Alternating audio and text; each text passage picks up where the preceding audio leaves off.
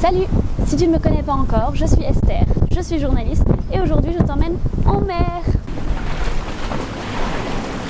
Bienvenue sur le Kraken, un bateau du projet Wings of the Ocean, alors au port de Douarnenez, en Bretagne.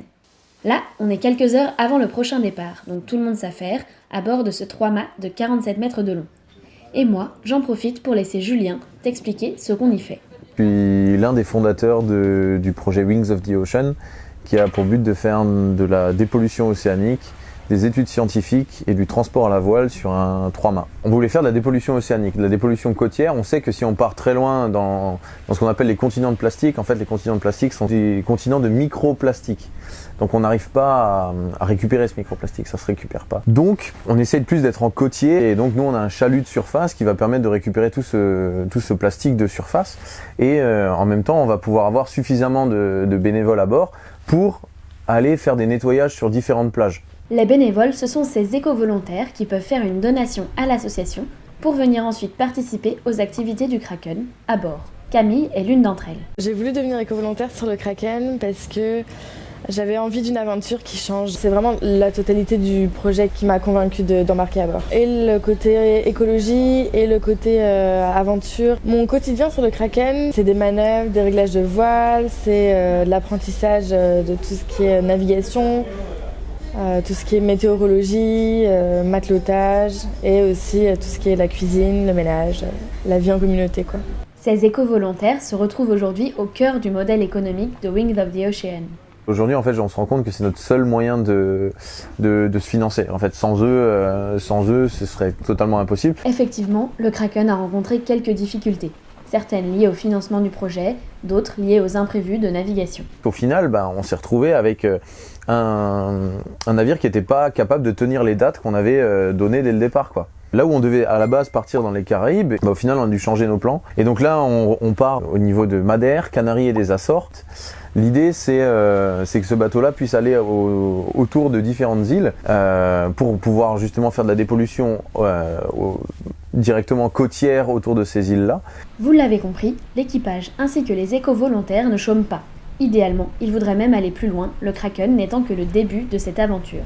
Moi je voulais un bateau qui soit un peu le flagship en fait si tu veux, donc le bateau étendard qui fasse des études scientifiques relatives au plastique. Après la phase 2 du projet, mais là il faut beaucoup plus de financement évidemment, donc pour l'instant on va déjà essayer de sécuriser le Kraken avant de partir sur d'autres trucs, mais c'est qu'on s'est rendu compte que 90% du plastique qui part dans les océans provient de uniquement 10 fleuves. Donc il y en a 2 en Afrique et 8 en Asie.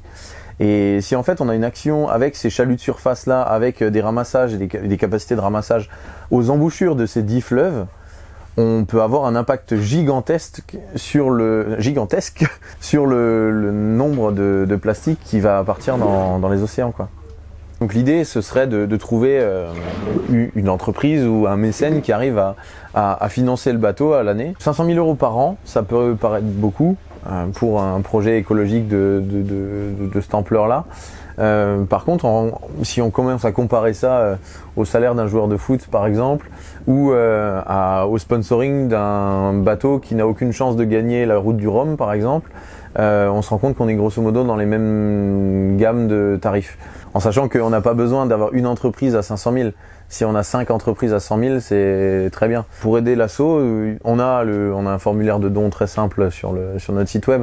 Après, on a la possibilité de venir en tant qu'éco-volontaire. Ça, c'est aussi quelque chose qui est particulièrement apprécié. Et en même temps, ça vous permet de naviguer avec nous.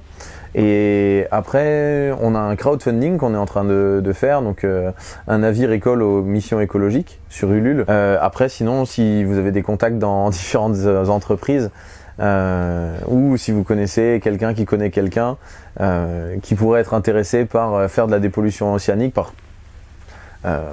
sponsoriser ou aider un projet tel que celui-ci, ce serait particulièrement bienvenu. Ouais. Voilà, tu en sais plus sur Wings of the Ocean. À travers ce reportage, j'ai voulu te montrer que l'ambition est belle et grande, mais qu'elle nécessite des moyens financiers qui malheureusement tardent à venir. Tous les liens pour aider le projet sont dans la description. Si tu as aimé, pense à mettre un pouce vers le haut et à t'abonner pour continuer de suivre mes reportages. À bientôt!